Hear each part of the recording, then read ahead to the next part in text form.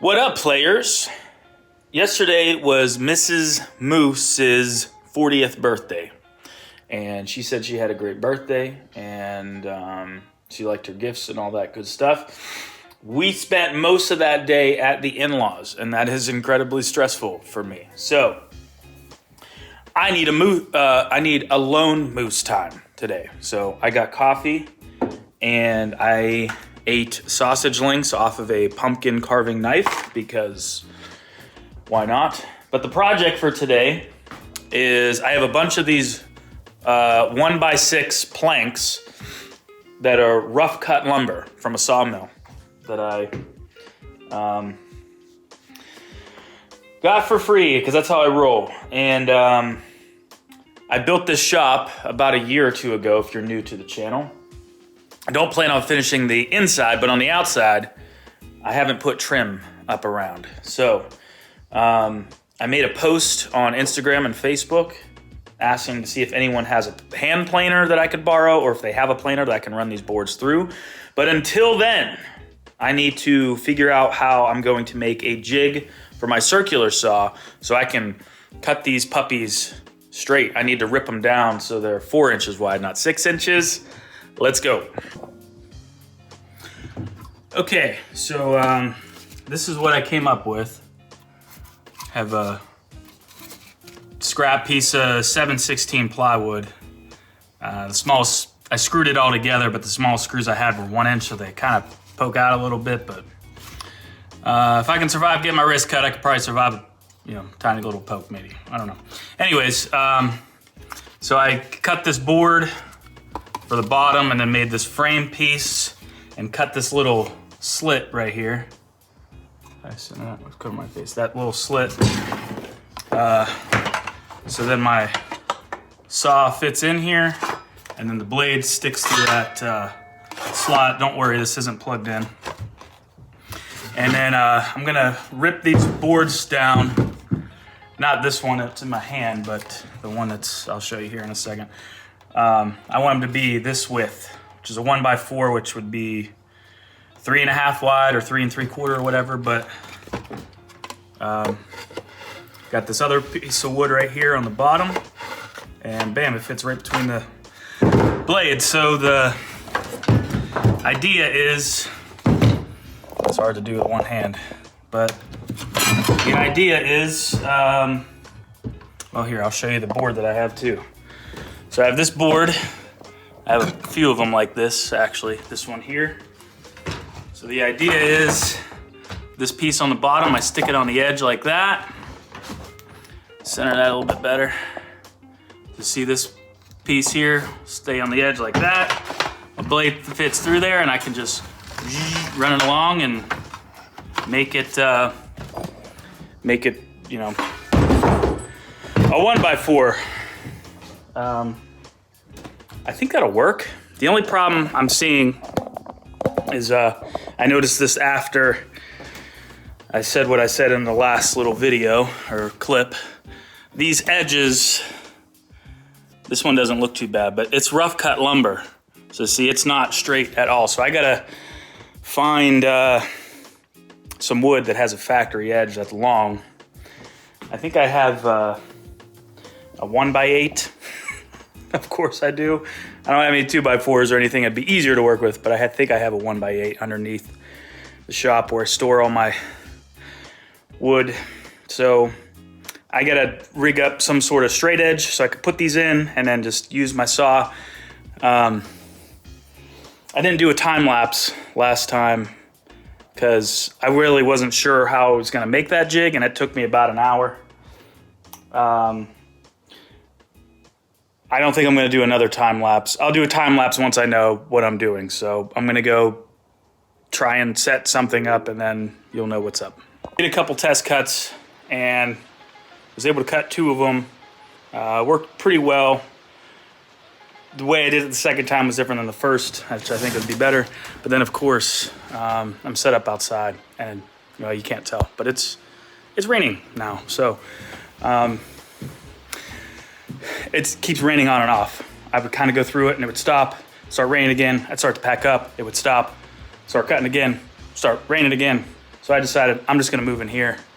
Sort of here, I got some overhang. I don't really like cutting wood in here because it makes it real dusty and, you know, all that. So anyways, move everything in here, and then I think I can rip a whole bunch, so let's do that. Okay, so I'm all moved inside now, and this is pretty much my rig. So this is what I'm using for a straight edge.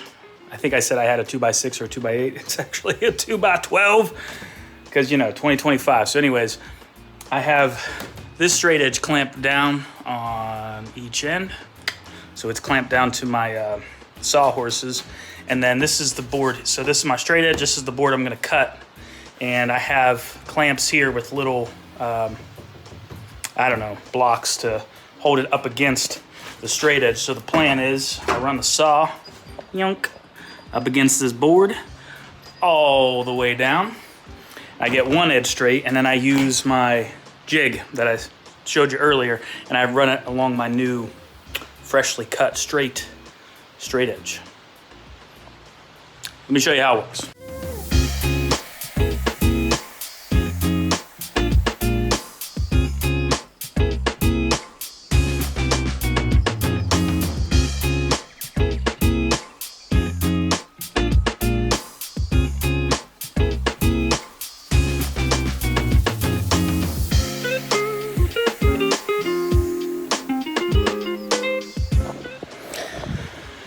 Alrighty, so did the first cut. There's, you know, after I cut along the straight edge. Now, the only problem with this is it's a lot of waste. I wish I could I tried overlapping my straight edge, and it was just a lot easier. And to be honest, since this is so rough cut, it's worked out every time. Like, see, there was a big rotten piece here that when I tried to even pull this up, sorry,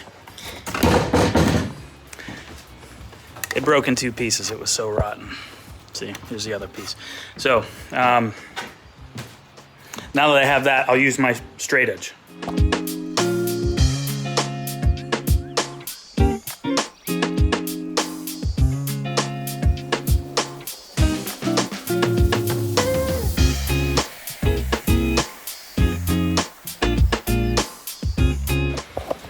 And that's pretty much it. So now I just have to do that 500 times. Not really, but I gotta do it a bunch of times. So cue time lapse.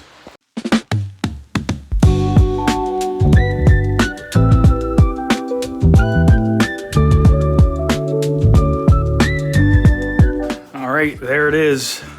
I got some trim up, but I'm beat. So see you tomorrow.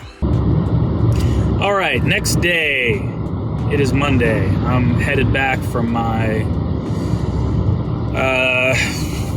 follow-up with the surgeon about my hand, my wrist, my arm, whatever.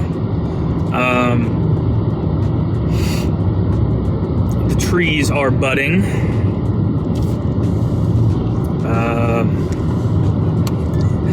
Not really much starting to bud or sprout near me.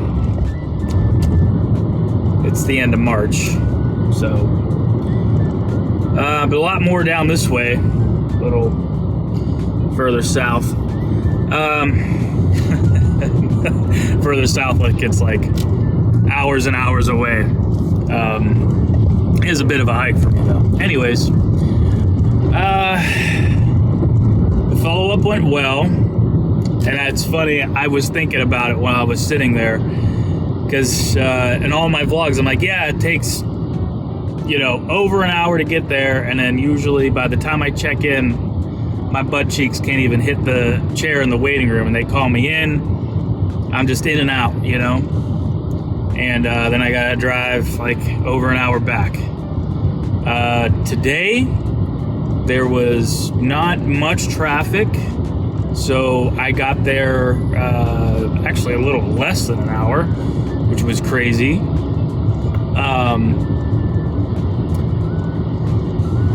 And then I was early because of that, which was fine. But then they called me in right away. But then I was sitting there for like a good 45 minutes, and I don't know what room that you would call that, where the doctor sees you. Anyways, I kept thinking about that. I was like, I'm going to have to mention that when I'm on my way home in my vlog entry. So, but yeah, he said it went well. He said it's looking good. I have to do another follow-up, which I think I mentioned, in 6 weeks. So I'm curious to see where I'm at there in 6 weeks. Of course, I'll let you guys know. They approved more physical therapy. They kind of approve so many physical therapy visits as you go. I think I mentioned that way early on when I started physical therapy, just because I'm not really sure why they do that. I just assumed it depends on a few things, like your progress. If you improve really quickly and you don't need any more, then they're not going to approve any more. So there's no sense of you to keep going. They don't want any sort of, I guess that would be like a gray area of insurance fraud, maybe? I don't know. But, you know, the insurance company probably doesn't want to pay more than they have to, whether it's deceitful or whatever. I don't know. So anyways, I got approved for that, which,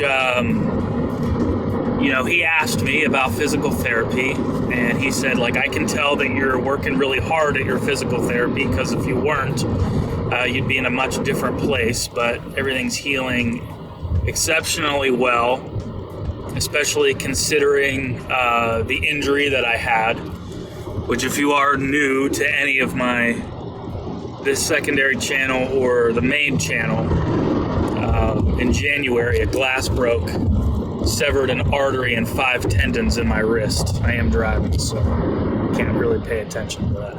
But that's what's left of it. Pretty horrible scar. Almost bled out in front of my kid. It was quite the thing. But I survived. My movement is pretty good. I've been able to play guitar again, which, as you guys have been seeing. And my kid's been doing well. Having to see all that and go through that. And I lived, and I have feeling in my fingers I shouldn't have. So, yeah. But, anyways, yeah, I told the surgeon, which this time and last time, it wasn't the surgeon that worked on me, it was a different resident surgeon, assistant surgeon, I don't know. But they all kind of just go off the charts anyways. Which, no, because my first follow-up, I had my surgeon and his resident or attending. I always forget the hierarchy of those. But they were both the ones that operated on me, and they remembered me. Because they were like, we could not believe that we were not only to repair everything, but you had no nerve damage because of your injury. So, you know, when they mentioned, or he asked me again today, like, do you have any numbness in your fingers? I was like, not at all. I still have a bit of numbness where I was operated on, but it's significantly improved. I have way more feeling than I used to, but occasionally I'll rub up on something. I'm like, wait, what's that? It just kind of weirds me out because I'm not, used to it or whatever. But, anyways, I told them I had talked to my physical therapist, and she suggested going down to once a week instead of twice a week, and he agreed. So they wrote me a script for that to approve that, and we're moving on. So that's the update on that. Today is Monday, March 31st, 2025. So I'm very, very into keeping a tight personal budget. So I got to close that out today. It's very much like I pretty much do it like how our parents would balance, and our grandparents and whatnot would balance their checkbook at the end of the month, which I'm starting to realize I don't think a lot of people really did that, especially now. I don't think a lot of people do that. But instead of writing everything in the pages in the back of your checkbook, I just keep a spreadsheet. I keep track of every single penny. So with that being said, I have to do that, which, as you guys know, has been sort of tough since I quit my job in September, because I've been building up my steady income again and doing side jobs. I really wasn't at first doing the side jobs because I was kind of planning on, taking the hit.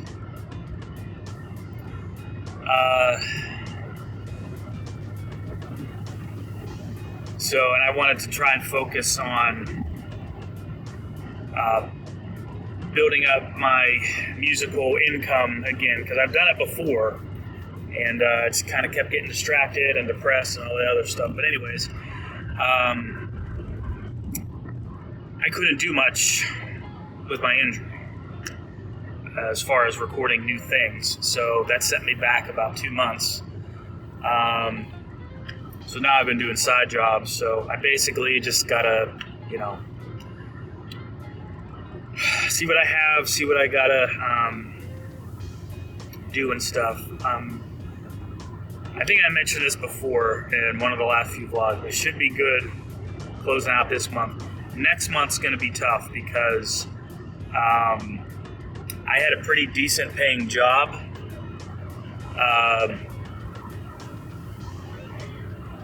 That was kind of forced out of, but when I left those last 3 months, well, technically 2 months, that's a whole different story. I had to get health insurance through the marketplace for my daughter and I, and they said it was really weird because you have to put in your household income. So since I didn't have a job, I put in our household income. But then when I did my taxes, they were like, oh, well, we gave you way more than we should have, so you have to pay that back. So that was a big chunk of it.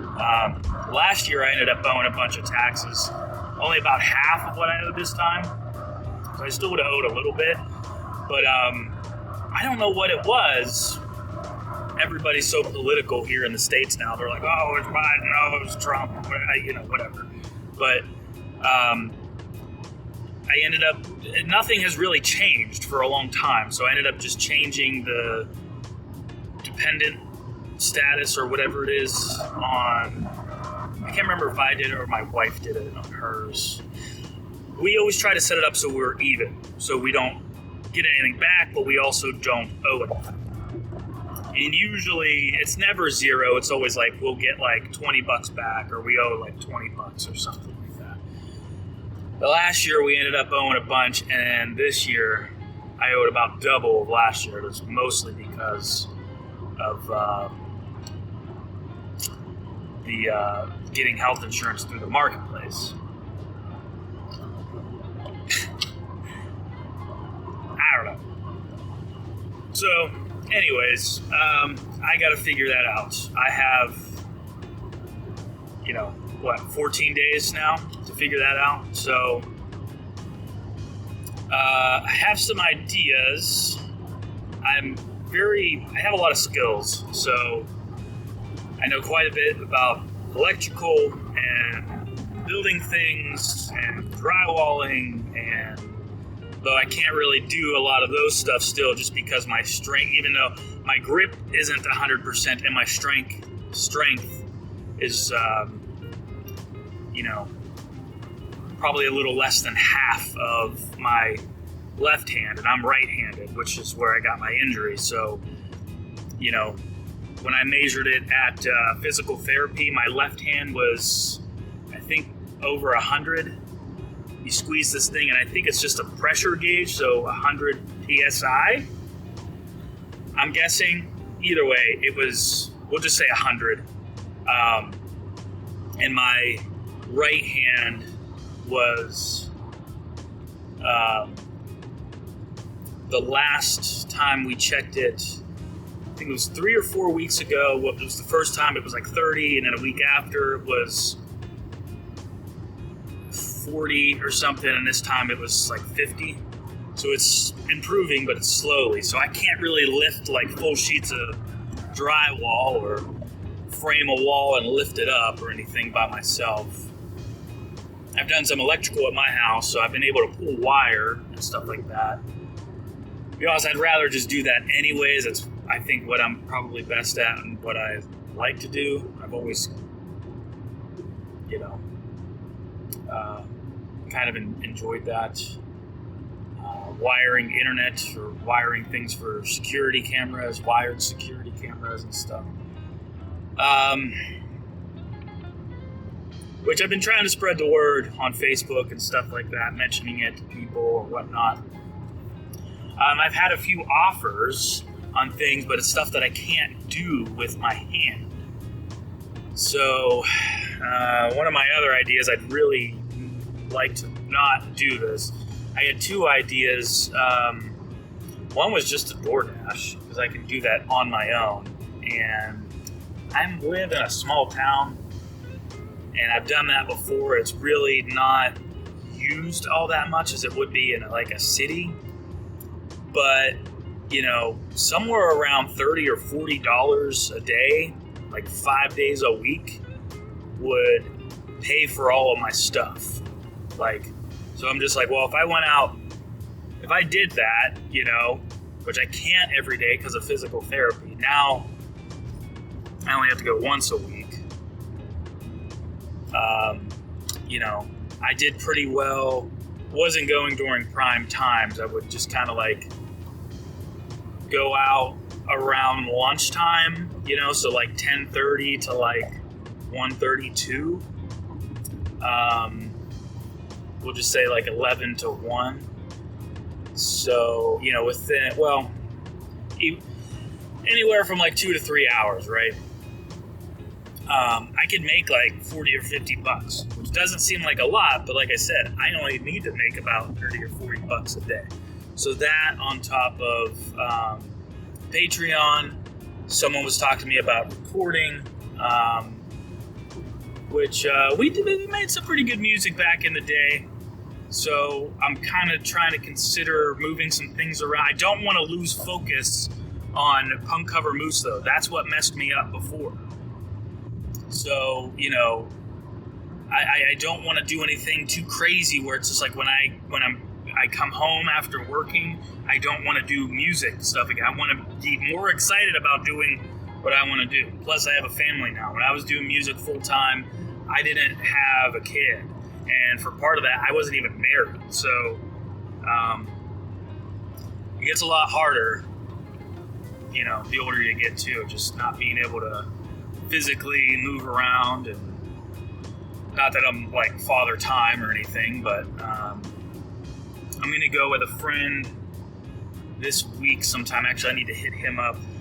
I used to record him and his band. And since I stopped doing that, they found another studio quite a ways away, actually, but he invited me to go with them to hang out. They've just been booking blocks, like 4-hour blocks, and going out there working on a record or something. But he invited me to go out because he's like, yeah, the guy's pretty cool out there, and he's been looking for people. I don't know exactly what you want, but if you want to come out and meet him, I was like, yeah, sure, I'd rather talk to someone in person than fill out an application online, send a resume or whatever like that. Because I'm really efficient in Pro Tools. I mean, I got my Pro Tools certification back in the day. I mean, it was with like Pro Tools 7, but, you know, it really doesn't, they add new features, but it doesn't really change all that much. I'm still really good. I'm still really fast at editing and and flying things in and out, and and you guys have probably seen it when I've done my live, when I'm recording live and stuff. But I don't know. Maybe if I can go do that once a week even and make $50, I'd rather do that than DoorDash. Because I have a lot of skills that I can do, and I feel like now with the economy, people trying to save money and stuff, like, I'm not like a certified electrician, but I'm also the type of person, like, I'm not going to do something or botch something and just to get the money. Like, if I don't know how to do it, if you're paying me $100, but it takes me all week to do it, I'm going to do it right. Even if it's not worth my time anymore, I want to do it correctly. You know what I mean? And if I do something and something happens that's on me, I want to make it right. That's just the kind of person I am. And, some of you guys may have known from way back in the day, see the delivery truck to one of my old jobs. It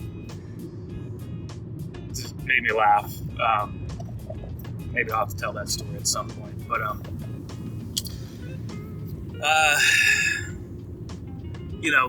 if you guys been following me from back in the day when I first started the channel, Punk Cover Moose, I was cutting grass.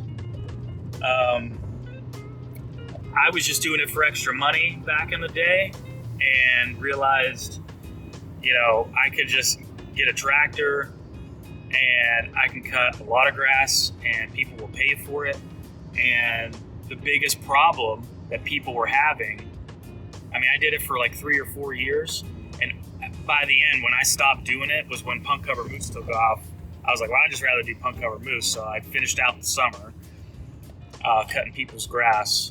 It was hard. I was trying to juggle Punk Cover Moose, and I had like 22 customers or something by myself. So I just like doing it because I just like making the grass look nice, But the biggest hole that I found, and by the end there, all my customers were my customers because the last guy just stopped showing up. Now, some people were difficult, and I I would get screwed over either with my time or money or whatever from those people. So I know why they stopped showing. I learned the hard way why the last person stopped showing up. But then I got better at filtering that out, filtering people out. I could tell right away pretty quickly if they were gonna give you a hard time or not. You can usually tell by the things they say, their demeanor, how they keep their yard, things like that. But I digress. I think that's pretty much it. So, I got to, when I get home, I'm probably gonna grab something to eat real quick. Have to run to the bank, do a few errands, and make some content for today and keep on track of that. Scheduling my stuff over the weekend was fantastic for my brain. I was just able to, it was so nice to just not even know where my phone was. It was great. So I'm going to try and keep on top of that so I have stuff to schedule for this weekend, and I want to work on some originals. I really was thinking on the drive out how, I like doing these vlogs. I want to keep doing things that I like to do. There's certain things that I still just have to do. I still have to make little shorts and TikToks and stuff like that to just keep getting the word out there. It's just something I have to do. And, at the end of the day, what makes me happy is just making cool songs to go and cool videos to go along with them. And when I do that, I can post them on Patreon, and my patrons there, they enjoy seeing that, and now I think they're pumped because they get to see it early. And that's what helps keep the lights on. And, promoting the stuff also has been driving more traffic to like my Spotify, and that's what helps keep the lights on as well. So I'm finding this balance of the things, focusing on the things that keep me happy and sane and doing the things that I want to do, but then things that also bring in enough loot to keep the lights on, that don't drive me to insanity. And then also just giving myself a break. You know what I mean? So I still got a bit of a drive, but when I get home, I'm going to do those things, and I guess we'll see where we're at next. Hello. So I ran all my errands and did all the things I said that I needed to do, and I'm here now in the studio. Took me forever to get things going, and one of the last few entries, I said I had to put new strings on my bass guitar, and man, it sounded so much better. Like, whoa, like, right? Change your strings and it sounds better. Oh my God. Why would that happen? So I used to change them pretty regularly when I was in the cover band. It always drives me crazy that bass players don't change their strings. Sometimes it's the tone you're going for, but a lot of times new strings go a long way. Subjective, but hey. Anyways, for the stuff I do, yeah, new strings.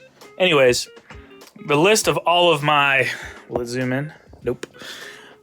Originals. I was like, you know what? I should go through and record all the bass if anything needs recorded. And I mean, it's typically how you do it in the studio. And since I'm recording myself and I have my own studio and all these things, I just been kind of bebopping around through all the songs. Even, it's like I'll come up with a song like, oh, let's demo it, That's what I did the other day. So anyways, I pulled up one of the first songs and I'm listening to it. I'm like, I really like this bass tone for the demo I did. I love it. I was going to keep it. But I noticed that it's slightly out of tune. So I was like, dang it. So I was setting up to re-record bass, and I was getting a lot of fret buzz. And I was like, dang it, you know what? The temperature's changing, the humidity's changing, probably need to set it back up. I usually have to do that at least twice a year with all of my guitars and stuff. And yeah, I did. I needed to set it up, and it feels so much better now. I didn't even realize how high the action was. It must have just kept slowly getting higher, and I just didn't realize it. But now it's good. But I realized I used my Sans amp down here in the rack to get this bass tone, and I don't know how I did it. So I'm going to figure that out and record bass for all the other songs. I'm kind of debating.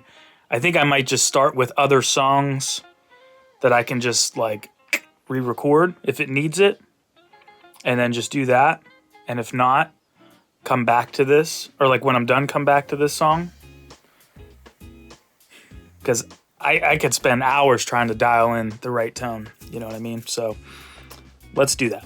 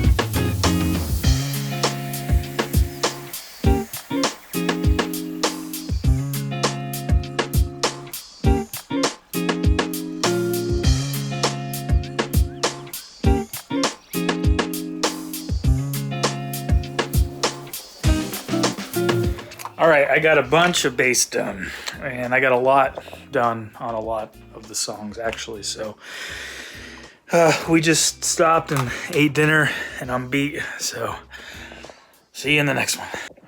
It is Tuesday, April 1st. I just uploaded a new vlog number 77. If you haven't checked it out, go for it.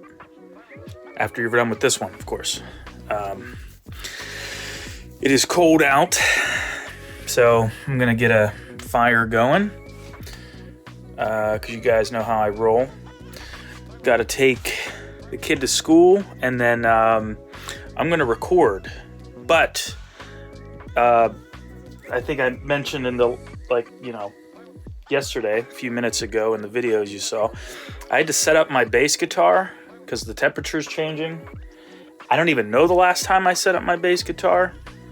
I usually have to do it about twice a year because of the climate changing and stuff. I don't know, I just do. But anyways, I think I'm done tracking bass, but I was messing with my guitars today, and they need setup too. The action is super high on them. So I'm gonna do all those things I said and then record. So let's do that.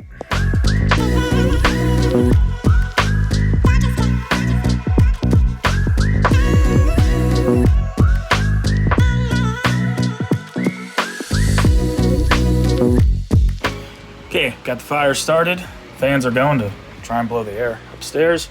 It's nice and toasty down here though, where I'm at. So, fired up my recording software. Birds are trying to make nests out here in places they shouldn't. It drives me crazy. We got all these woods out here, and they choose to build nests under my deck, right by the doors and on the lights and stuff. I don't know, whatever. Anyways, I fired up Pro Tools to finish off where I left yesterday recording bass. And while I was waiting for it to boot up, I kind of forget this little whiteboard is here. And I can't zoom in, can I? No, I always forget. I have a bunch of what do you call it? Like names of voice memos for song ideas. So on my phone, if I have a song idea that I don't want to forget, like if I'm busy or just like get a random idea or something, I'll record it on my phone with a voice memo. And then a lot of times I'll just go through my phone just trying to find ideas for new songs, and I'll come across these, and when I really like them, I'll write them down. And I have 1, 2, 3, 4, 5, 6, 7, 8. And I started to jam them, but then Pro Tools is all booted up. I was like, I kind of want to mess with one of these songs, but I also want to keep moving forward with the album. So I'm going to keep moving forward with the album. But I would really I don't know. I feel like I have some pretty good songs on here. And some of them, I think just because I've been sitting on them for a while, I'm like, I don't know if I should even put these out. And then last night, I saw a video, TikTok or something, that was just like, wait, what was it? Hold on. It was, it was a video of Trey Parker talking about, he did an episode of South Park. They finished it, and it was like ready to go. And he was just like, this is the worst episode I've ever made, and it's gonna do so bad, and I hate it. And he wasn't even gonna turn it in. He was gonna try and scramble to put another episode together because they had to have it out in a couple days or something like that. And whoever he had a contract with at the time, Comedy Central, whoever, they're like, no, we want to see it. So he sent it to him, and he's like, I went home and I was like, this is so bad. Like, they're gonna hate this. This is like the worst. Like, I'm losing it. Like, my career's over. You know what I mean? And it was the World of Warcraft episode. And he's like, that happened to be one of the most loved and watched episodes of the whole series. So I was like, well, I shouldn't do that with any of my songs then. So, but either way, I have right now on this list here that you guys have seen, I have a list. All the songs are listed here, and then across the top is everything I still have to do, and then I just kind of check it off in the grid. I have 1, 2, 3, 4, 5, 6, 7, 8, 9, 10, 11, 12, 13. I had 12, and I wrote that new one that I was talking about in one of the earlier vlog entries or vlogs that I wrote. I think it's pretty good. However, of those 13, 1, 2, 3 of them are like short joke kind of songs. 2 really, because they're under like 10 seconds. 2 of them are like joke songs. But then 1, 2, almost 3.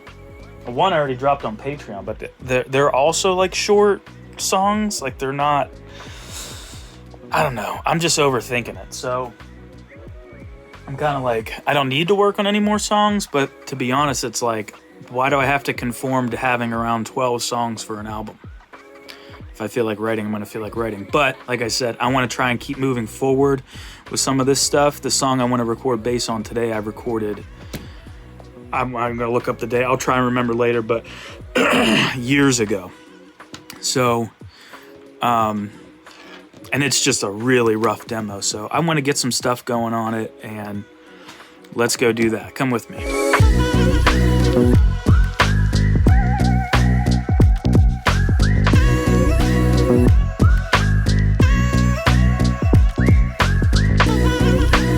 All right, players. See, it's dark out. And I think it was dark out when I started this morning because I got up at 4, and I think I started vlogging like 4:30, 5 o'clock. So I got a bunch done. Actually, looking at my whiteboard back here, I got bass done for everything except for the new song I wrote. I like the tone and everything. I don't know if I'll make any changes because it's still kind of in demo phase, but I definitely want to put that song on the album. I think it slaps. Maybe, I don't know. I've been kind of focusing more on like hooks and I don't know. I always used to focus on like the music part of it, like the chord changes and stuff like that, and bass lines and whatnot, backing vocals, and I don't know. A lot of songs and bands that I like, they have these hooks that are just really good, and I want to kind of like, I want to get better at that, and I've been working on that. And I'll write the song like, yeah, it's pretty good, and then the next day or something I'll listen to it. I'm like, this seems not good, you know. But I'll show it to like my wife, and sometimes I feel like she'll just say it's good without being honest with me. But honestly, I've kind of found out, like, I'll show my kid something, and if you play some music for a kid, like 9 times out of 10, if they start like getting hyper or dancing around, you're like, I might have something. A lot of times I'll show her some stuff, you know, and it's like things that I'm just really proud of, like musically, and she's just like, whatever.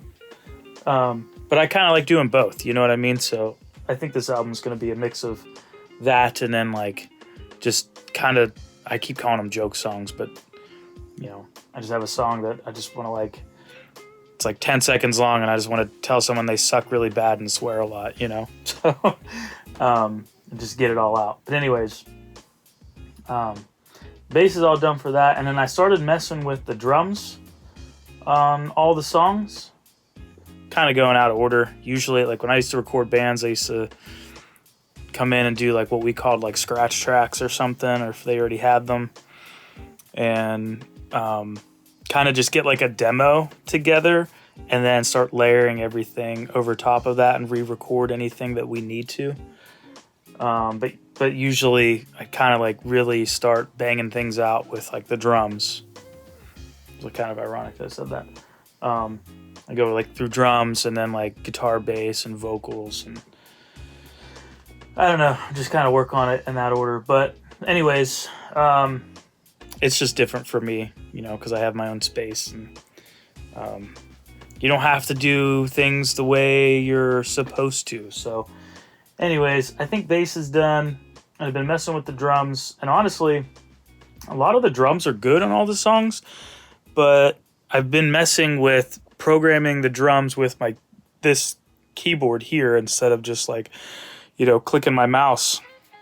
I can get a lot better groove with it because I'm just like this keyboard is hooked up to my recording setup, and like a certain key is like the bass drum and snare drum and toms and hi-hat, open and close cymbals. So like, you know, do you ever see people on the internet, they have like those little pads and are just like doing that? It's basically what it is, but I'm using a keyboard. So I'm like using my fingers, and I can't always do everything all at once. Like I can't do like, you know, kick drum, snare, play hi-hat, hit a cymbal, do a fill. Like I usually got to kind of do it in layers. But because I'm at least doing it like with my hand, it has a groove to it. You know what I mean? Instead of like when I program it to the grid, and then I like shifted them around manually just so it has like a humanized feel to it. And it just never really felt right to me, but I was just using what I had, you know? But anyways, I've been going through the drums and doing that with the keyboard, and I think it's turning out a lot better. So I'm really happy with that. So kind of just, I'll pull up the song, give it a listen through with drums. A lot of times I haven't listened to these songs in a while or something, and I'm like, oh, I should have this little drum fill here or whatever, you know, or a little vocal stab here or there, whatever. But specifically with the drums, I can do that. And now what I've been doing is like, if I'm cool with the part, I'll just pull up another track and I'll just play the same drum part on the keyboard. It seems kind of redundant, but I get that groove, and I think it's just way better. But I got 3 songs done with that, the drums. I don't really have much checked off for guitar or vocals, but I think a lot of the guitar is good. I mean, I might mess with the tone and stuff, but as long as I played it well, you know, and I got a good clean recording, because I just plug my guitar directly into my setup, and then I use a guitar amp simulator, so I can just change the tone. It's way better than how I used to do it when I used to mic up the amp, because it's like you were stuck with that tone, you know what I mean? So vocals will be a little easier. Like you usually bang those out faster, I think. I have the most fun with that. Then I'll kind of just clean everything up and start mixing it. So it's really moving along. Actually, what is today? Today's April 1st. Man, there's no reason why I couldn't have this EP done. I mean, it'll probably take me another week or so to get it recorded, and then maybe a week or so to get it mixed. I want to put out another cover to try and stay relevant, so I'll have to kind of take a break and do that. I got to start thinking about artwork and all the other behind the scenes stuff. Release date, got to start promoting it, make videos to promote it, and content to promote it. So I don't know. I should have this out by, I mean, it pretty much is spring now, but late spring, early summer, like I was shooting before my injury. So that's pretty cool. But anyways, it's late. It's very late. I was up early and working long. So actually, I think this will be the end of this vlog. I started piecing it together already. I think we're around 30 or 40 minutes. So I'll just see you in the next vlog. Thanks for all the support, of course, guys. Thanks to all the Patreon supporters. Thanks for using the affiliate links. I got my first Amazon affiliate check, baby. Wasn't much, but everything's helping right now, so much appreciated. Thanks for listening on Spotify and sharing with all your friends. I can't believe I have so much support from really awesome people like you. So thank you, and I will see you in the